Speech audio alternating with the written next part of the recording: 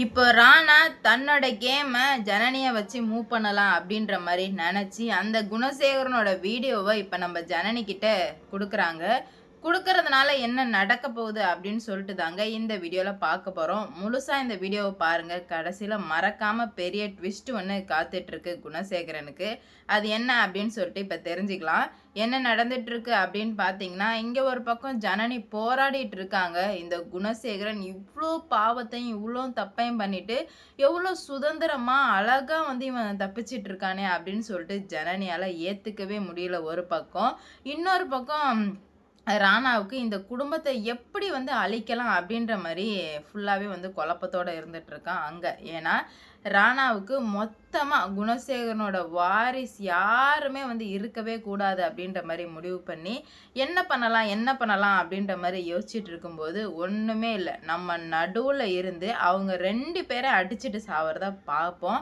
அதுக்கப்புறம் யார் மிச்சம் இருக்காங்களோ அவங்கள நம்ம கொண்டுடுவோம் அப்படின்ற மாதிரி ராணா முடிவு பண்ணி இப்போ அந்த வீடியோ வந்து பார்த்துட்டு இருக்கும்போது அவங்க கூட ஒரு ஆள் இருக்காங்களா, அவங்ககிட்ட சொல்கிறான், இங்கே பாரு, நான் என்னோடய ஆட்டத்தை நான் ஸ்டார்ட் பண்ணிட்டேன் அப்படின்ற மாதிரி சொல்ல, என்ன பண்ண போகிறீங்க அப்படின்னு கேட்கும்போது அப்போ தான் சொல்கிறாங்க, இந்த மாதிரி இந்த வீடியோவை நான் ஜனனிக்கிட்ட கொடுக்க போகிறேன். ஜனனிக்கிட்ட கொடுத்தாலே போதும், அவளே வந்து ஆட்டோமேட்டிக்காக எல்லாத்தையுமே வந்து பண்ணி முடிச்சிருவா அப்படின்ற மாதிரி சொல்கிறாங்க. அதுக்கு நீங்கள் ஜனனியை பார்க்கணுமே சார் அப்படின்ற மாதிரி சொல்ல, அதுக்கு என்ன, பார்த்துட்டு போவோம், அது ஒன்றும் பிரச்சனை இல்லை, பார்ப்போம் அப்படின்னு சொல்லிட்டு இப்போ வந்து ஜனனிக்கு ஃபோன் பண்ணுறாங்க. ஜனனிக்கு ஃபோன் பண்ணால் சக்தி வந்து எடுக்கிறாங்க. ஹலோன்னு கேட்டதுமே ஃபோனை வச்சிடுறாரு ராணா.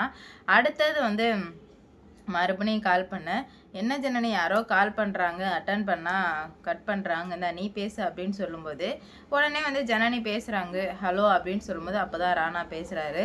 இந்த மாதிரி நான் உங்களை நேரில் பார்க்கணும் அப்படின்ற மாதிரி சொல்ல, யாரையா ஃபஸ்ட்டு நீ யாருனே தெரியாமல் நேரில் பார்க்கணுன்னு சொல்கிற, நீ என்ன பைத்தியமா அப்படின்ற மாதிரி கேட்க, உங்களுக்கு தேவையான ஒரு வீடியோ அது என்கிட்டே இருக்கு அப்படின்னு சொல்லுவோமே, வீடியோன்னு சொன்னதுமே நம்ம ஜனனி வந்து கேட்ச் பண்ணிடுறாங்க. ஏய் நீ யார் ஃபஸ்ட்டு, உனக்கு எப்படி அந்த வீடியோ வந்துச்சு அப்படின்ற மாதிரி கேட்க, நாளைக்கு இந்த டைமில் இந்த இடத்துக்கு வந்துடுங்க அப்படின்ற மாதிரி சொல்லவுமே, சரி ஓகே நான் வந்துடுறேன் அப்படின்ற மாதிரி ஜனனி வந்து சொல்லிடுறாங்க. உடனே வந்து சக்தி வந்து யார் ஜனனி, என்ன ஜனனி அப்படின்ற மாதிரி கேட்க, தெரியல சக்தி, யாரோ வீடியோ இருக்காங்க, குணசேகரனோட வீடியோ வந்து வாங்கிக்க சொன்னாங்க அப்படின்ற மாதிரி சொல்லிட்டு ராணா தெளிவாக சொல்லியிருப்பான், நீ மட்டும்தான் வரணும், புருஷனோ போலீஸோ யாரையும் கூப்பிட்டுட்டு வரக்கூடாதுன்னு சொல்லிட்டு தெளிவாக சொல்லியிருப்பான் இல்லையா. அதனாலே வந்துட்டு சக்தி வந்து கேட்குறாரு, என்ன ஜனனி இதெல்லாம், அமைதியாக இரு சக்தி நான் பார்த்துக்கிறேன் அப்படின்ற மாதிரி சொல்லிட்டு கிளம்புறாங்க.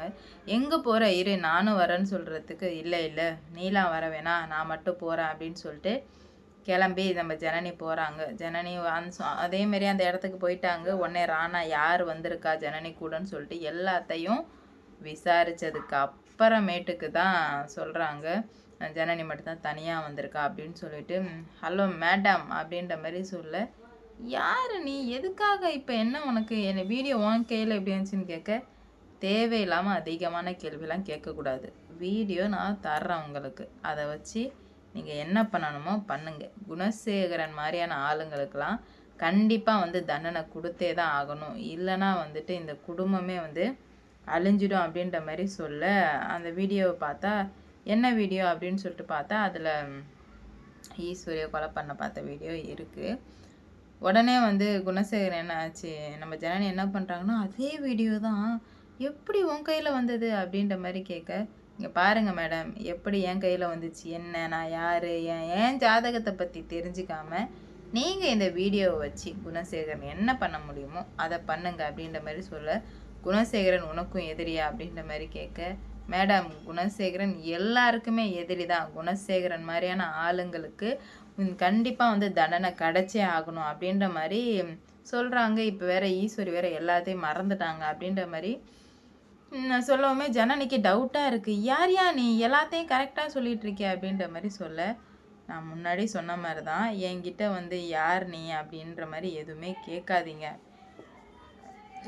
அப்படின்ற மாதிரி சொல்லவுமே, இல்லை ஏதோ தப்பாக இருக்குது அப்படின்ற மாதிரி சொல்ல, மேடம் எதுவுமே தப்பாக இல்லை மேடம், எல்லாமே கரெக்டாக தான் மேடம் நடந்துகிட்ருக்கு, நீங்கள் வந்து ஏதோ தப்பாக நினச்சிக்காதீங்க அப்படின்ற மாதிரி சொல்லவுமே நம்ம ஜனனிக்கு என்ன பண்ணுறது போகிறதுனே சுத்தமாக புரியல. என்னடா இது, இப்படி வந்து இவன் சொல்லிட்டு இருக்கான்னு சொல்லிட்டு வீடியோ வாங்கிடுறாங்க. வாங்கினதுமே குணசேகரா உனக்கு இருக்குடா ஆப்பு அப்படின்ற மாதிரி சொல்லி இப்போ அதை எடுத்துகிட்டு வீட்டுக்கு போகிறாங்க. வீட்டுக்கு போனதுமே ஜனனி குணசேகரனை பார்த்து, இதுக்கு மேலே நீ தப்பவே முடியாதுடி, நீ என்ன ட்ராமா பண்ணாலும் எது பண்ணாலும் உன்னால் இதுக்கு மேலே வந்து தப்பிக்கவே முடியாது அப்படின்ற மாதிரி சொல்லுவோமே, என்னை மன்னிச்சிடு அப்படின்ற மாதிரி சொல்ல, என்ன மிரட்டுறியா அப்படின்ற மாதிரி குணசேகரன் கேட்குறாரு. சேச்சே நான் ஏன் உன்னை மிரட்ட போகிறேன் அப்படின்ற மாதிரி சொல்லுவோமே, மிரட்டுறதுக்கெலாம் வேலையே இல்லை, இதுக்கு மேலே சப்பு வேலையை முடிச்சுட்டு போயிட்டே இருக்க வேண்டியதான் அப்படின்ற மாதிரி சொல்கிறாங்க. உடனே வந்து குணசேகரனுக்கு பயம் வர ஆரம்பிக்குது. ஏதோ தப்பு நடந்திருக்கு கதிரே, இவகிட்ட ஏதோ சிக்கியிருக்கு, அதனால தான் இவ்வளோ தைரியமாக இவ்வளோ திமிராக வந்து என்கிட்ட சொல்லிட்டு போகிறா அப்படின்ற மாதிரி சொல்லவுமே, ஆமாண்ணே ஏதோ இவளுக்கு கிடச்சிருக்குதான், அதனால தான் இவள் இவ்வளோ திமிராக வந்து சொல்லிட்டு போகிறான்னு சொல்லிட்டு அவனுங்களுமே வந்து பேசிக்கிறாங்க. இதை எப்படியாச்சும் வந்து தடுத்தே ஆகணுமே அப்படின்ற மாதிரி சொல்ல, என்ன பண்ணுறதுன்னு எனக்கு ஒன்றும் புரியலையே அப்படின்ற மாதிரி கேட்க, இல்லைடா இதை இப்படியே விட்டு வச்சுட்டே இருந்தால் சரி வராது,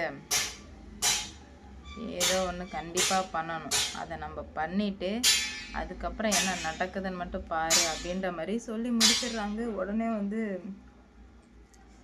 கதிர் வந்து அவள் கையில் ஏதோ எடுத்துகிட்டு போனானே நான் பார்த்தேன் அப்படின்ற மாதிரி சொல்ல, ஆமாண்டா அவள் எடுத்துகிட்டு போனதை நானும் பார்த்தேன்தான், அவள் என்ன வச்சுருக்கான் அந்த வீடியோக்குன்னு கிடச்சிருச்சான்னு மட்டும் பாரு அப்படின்ற மாதிரி சொல்கிறாங்க. கண்டிப்பாக பார்க்குறேன்னு, புது பிரச்சனை ஆரம்பிச்சிருச்சா, இவளாலேயே தலைவலி இருக்குது, நம்மளே நல்லா வாழலான்னு பார்த்தாலும் இவள் தண்டனை அனுபவிக்க சொல்கிறாள், என்னென்ன பண்ணுறது, ரொம்ப பண்ணால் போட்டு தள்ளிட்டு போயிட்டே இருக்க வேண்டியதான். நமக்கு இப்போ இடைஞ்சலாக இருக்கிறது இவன் மட்டும்தான், எல்லாமே சரியாயிடுச்சு, இப்போ இவன் மட்டும்தான் போட்டு குழப்பிட்டு கிடக்குறா அப்படின்ற மாதிரி குணசேகரன் சொல்கிறாங்க.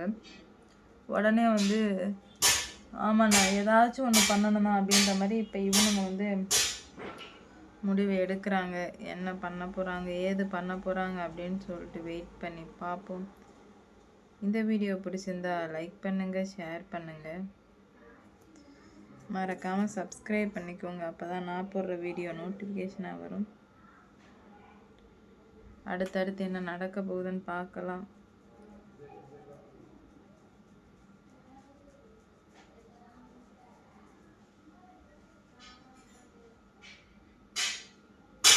இன்னும் பல பிரச்சனைகள் இந்த மாதிரி நடக்க இருக்கு.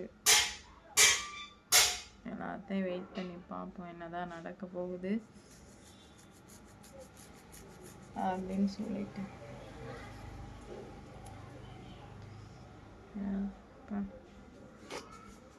லைக் ஷேர் சப்ஸ்கிரைப் மறக்காம